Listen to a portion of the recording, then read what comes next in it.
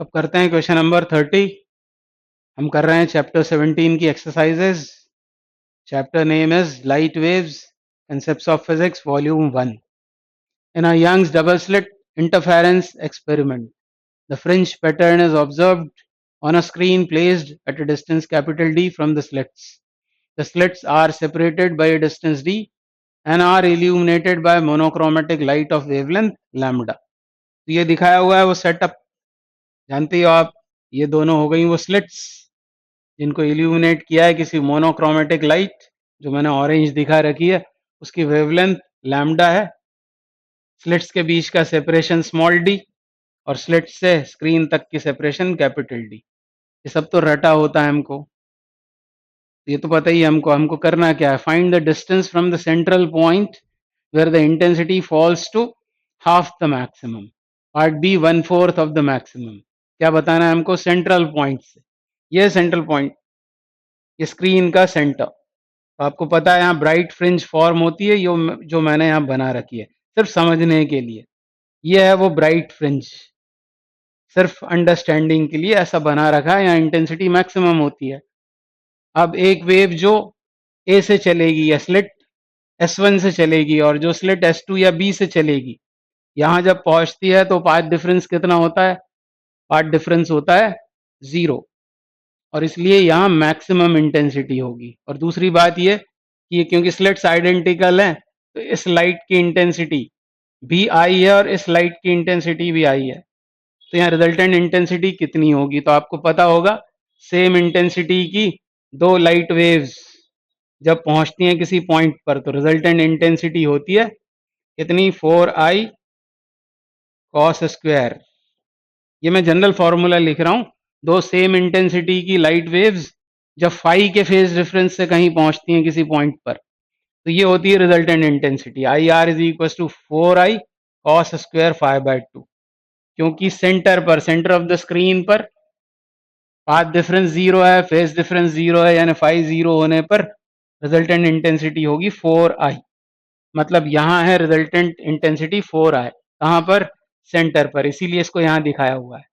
इधर मैंने intensity show किया और इधर y शो करूंगा, मतलब सेंटर से किसी ऑब्जर्वेशन पॉइंट का डिस्टेंस। तो ऐसा ग्राफ होता है, आपको मालूम है। जो मैक्सिमम मिनिमा या ब्राइट और डार्क फ्रिंज होती हैं उनकी intensity maximum minimum maximum minimum, ये मैक्सिमम ये मिनिमम, मतलब यहाँ ब्राइट और यहाँ डार्क फ्रिंज। तो देखा ही होगा आपने इसको। तो ये पता लग गया हमको कि यहाँ पर at C centre of the screen resultant intensity is 4i। ये हमको पता लग गया। एक फॉर्मूला भी आपको मालूम चल गया, बड़ा इंपॉर्टेंट फॉर्मूला है, मैंडेटरी फॉर्मूला, आना ही चाहिए आपको। फिर पार्ट ए में क्या बोल रहा है, find the distance from the central point.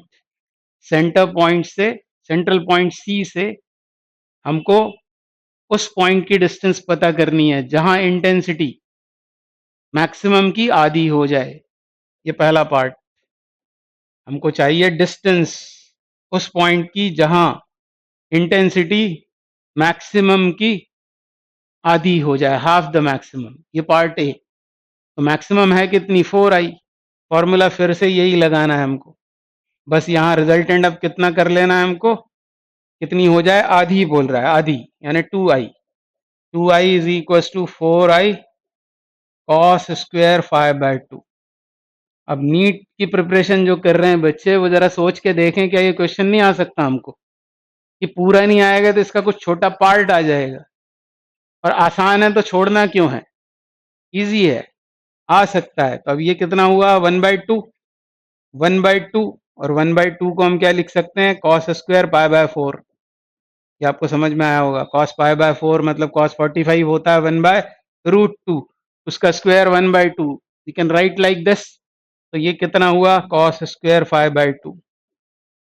Maths वाले जो स्टूडेंट्स हैं वो तो मन ही मन में कर लेते हैं, इसको तो करना ही चाहिए।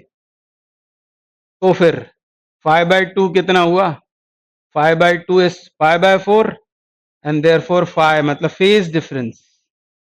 फेज डिफरेंस जहां इंटेंसिटी मैक्सिमम की आधी है वहां फेज डिफरेंस कितना हो जाएगा, 2 π/4 यानी π/2, और π/2 मतलब 90 डिग्री। तो वहां हमको चाहिए पाथ डिफरेंस। है पाथ डिफरेंस कितना होगा? पाथ डिफरेंस कितना होगा? पाथ डिफरेंस हो जाएगा 2 pi by lambda into, sorry उल्टा हो गया, ये फेज डिफरेंस होता है 2 pi by lambda into path difference. Path difference को लिखना है तो उल्टा लिख दो, lambda by 2 pi into pi by 2। पाई से पाई कट गया ना, लैम्डा बाय 4, लैम्डा बाय 4।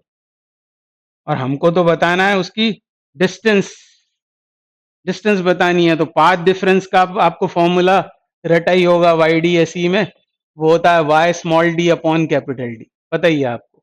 तो इसको लिख दिया मैंने पाथ डिफरेंस को Y small d upon capital D. नहीं पता तो पता करना, इन्हीं वीडियोस में मैंने डिस्कस किया हुआ है पहले के क्वेश्चंस में। और यही तो वो बातें हैं जो हमको याद रखनी है एग्जाम के लिए। तो कितना हो गया फिर? हमको क्या चाहिए था? वाई। तो ऐसे पॉइंट की सेंटर से डिस्टेंस कितनी होगी? मतलब कहने का ये हुआ, ऐसा कोई पॉइंट है मान लो जहां इंटेंसिटी मैक्सिमम की आधी है, सपोज मैक्सिमम की आधी है इस पॉइंट पर, तो उसकी डिस्टेंस आ रही है सेंटर से। तो y बराबर हो गया lambda capital D upon 4 small D. This must be the answer, answer of part A. अब सेकेंड पार्ट में क्या बोल रहा है? 1/4 ऑफ द मैक्सिमम। हम आंसर चेक कर लेते हैं, बिल्कुल सही है, lambda capital D upon 4 small D. अब पार्ट बी करते हैं, तो पार्ट बी नीली इंक से करता हूं अब मैं।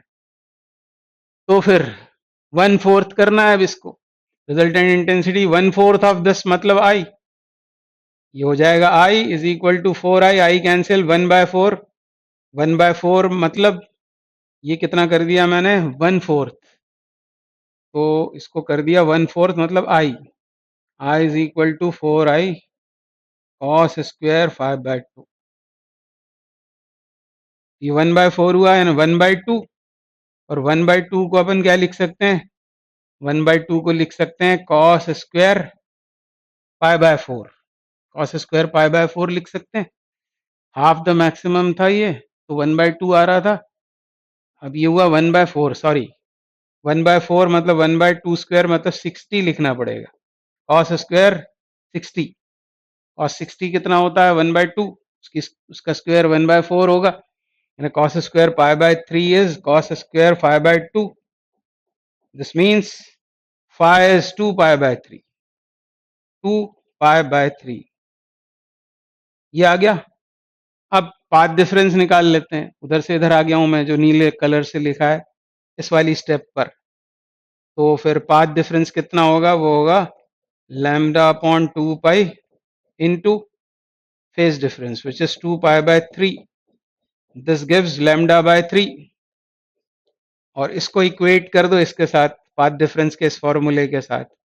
वाई डी बराबर, इसको डैश कर देता हूं, Y dash upon capital D. तो वाई डैश कितना आ गया? वाई डैश आ गया lambda capital D upon 3 small d. तो ये दूसरे पार्ट का आंसर और ये पहले पार्ट का आंसर हो गया। तो इसको भी चेक कर लेते हैं पार्ट बी को। तो इजी सवाल है, पर इजी तब है जब आपको वो फॉर्मूले याद हो, तब इजी है, अदरवाइज बहुत खतरनाक सवाल है, छोड़ के आ जाते हैं बच्चे एग्जाम में।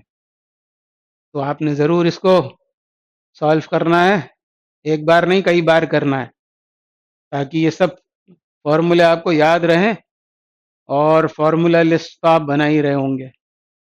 और अब मैं शुरू करने वाला हूँ वन शॉट इंटरफेरेंस डिफ्रैक्शन। यदि आप पूरा वीडियो सुन रहे हैं तो अब आपको कहना चाहता हूँ मैं भी अब शॉर्ट्स बनाने वाला हूँ जिसमें हम पूरी फिजिक्स ऑनेस्टली किसी भी टॉपिक को, पूरी फिजिक्स तो नहीं, किसी भी टॉपिक को ऑनेस्टली फास्टली, ताकि लास्ट टाइम रिवीजन में आप केवल वो वीडियो देखो, आपका काम चल जाएगा। पर वो तभी समझ में आएगा जब इन वीडियोस को आप पूरा देखोगे, तभी वो वन शॉट का भी कोई फायदा है। तो थैंक यू वेरी मच।